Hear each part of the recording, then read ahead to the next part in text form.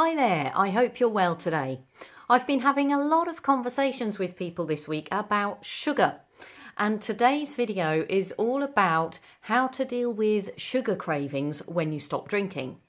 Now, the weird thing was, when I stopped drinking, I suddenly found myself on my shopping trips to the supermarket. I was successfully and proudly coming out of the supermarket with my trolley full of bags of shopping without a drop of booze in sight. Great. What I did realise though, when I was getting home and unpacking all my shopping, was that there were countless bars of chocolate, buckets of ice cream, all these sweet treats that I just didn't used to buy. I had much more of a savoury, I had much more of a taste for the savoury when I was drinking. And when I stopped drinking, I suddenly found myself buying lots of sugary sweet treats.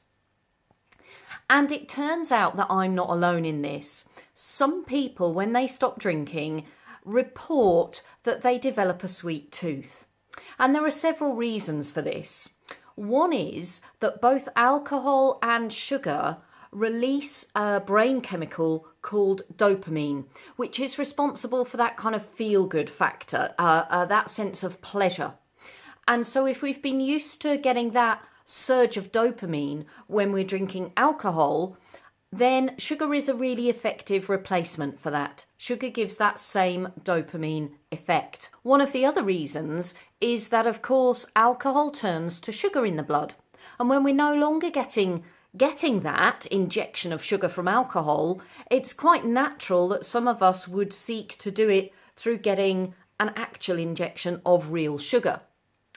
And there's also this thing about some people psychologically treat and reward themselves with alcohol. You know, that thinking process where you've had a really hard day at work, or it's the weekend, or you've got a tricky situation coming up, or you've just dealt with something stressful. And it's kind of like, oh God, I really need a drink. I've got through this, now I reward myself with a drink. Drink becomes the reward. Well, when you're no longer rewarding yourself with alcohol, again, it's kind of natural that you want to replace it with something.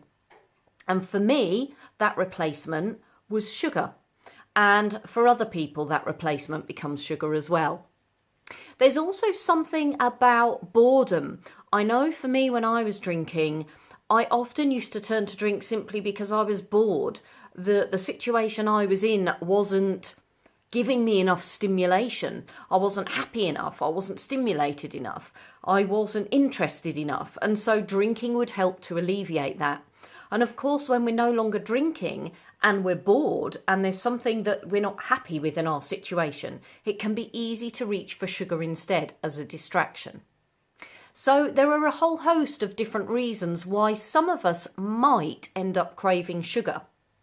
But the good news is that this isn't everybody. This is only a small proportion of people. It doesn't happen to everyone. In fact, a lot of people report that when they stop drinking, they lose weight and they get healthy virtually straight away. The stopping drinking kind of prompts them or kickstarts them into starting a super healthy lifestyle. But for those people that do end up with these sugar cravings, the other good news story is that this is only temporary. It's only a phase. It doesn't last forever. Some people report that it lasts for a few weeks, and other people report that it can last up to a year, maybe more. For me, it probably lasted a year and a half to a couple of years before I kind of got on top of it and took control of my nutrition and diet. The important thing when you stop drinking, if you do discover that you're developing these cravings for sugar, is that you go easy on yourself. You deal with one thing at a time. If you're dealing with getting sober and consciously focusing, concentrating, and putting your energy into not drinking, into finding sober alternatives, I would say that it's best to go easy on yourself. If you discover that having that tub of ice cream, that chocolate bar, that bag of M&Ms, whatever it might be, gives you something to look forward to, gives you something to alleviate the boredom, helps you to get through, fine. Don't put yourself under any pressure about it at all. That's okay. This is a phase and you are going to be able to deal with it eventually. But the important thing is you don't overwhelm yourself with a stack of all sorts of different things you want to change about yourself. Simply concentrate on the not drinking, the getting sober, and becoming confident and happy with your new sober lifestyle.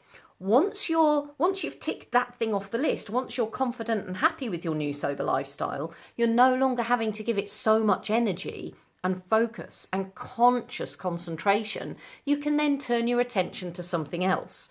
And if needs be, that can be diet and nutrition, fitness, health, exercise. The important thing is to deal with one thing at a time. Don't overburden yourself.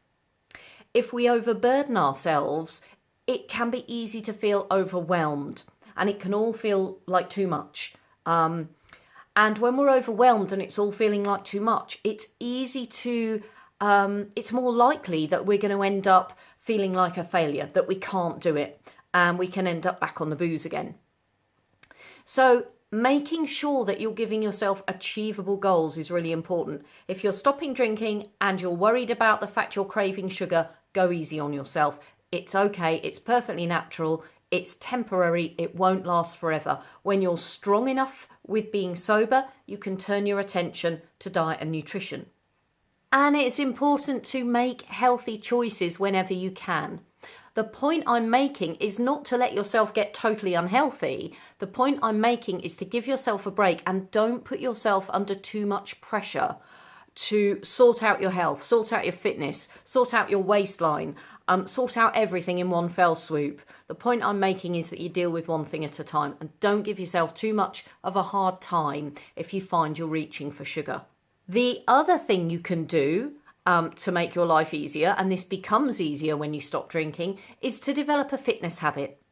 When you start putting your energy and concentration into fitness goals that you might be setting yourself, no matter how small, no matter how large, depending where you're at on that scale of fitness, you might be super fit and you might need some hardcore high intensity workouts and goals and targets to work on.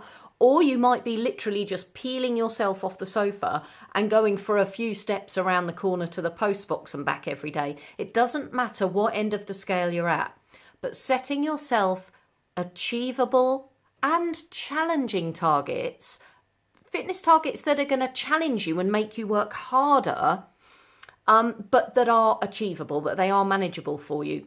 When you set yourself these kinds of targets and you develop a fitness or a workout habit, it's a really good alcohol replacement. Not only is it a healthy way of replacing your alcohol habits, but what it also does is it kind of distracts your mind. It takes your mind away from thinking about drinking. When you're focused on other targets and other goals and other activities, it's a really good way to distract yourself from thinking about drinking, thinking about alcohol. And not only that, the endorphins and the dopamine that are released through the physical activity also help you feel good. They help you feel better about yourself. And when you're feeling better about yourself, of course, it's easier to stay on track and it's easier to cope with any challenges that come your way.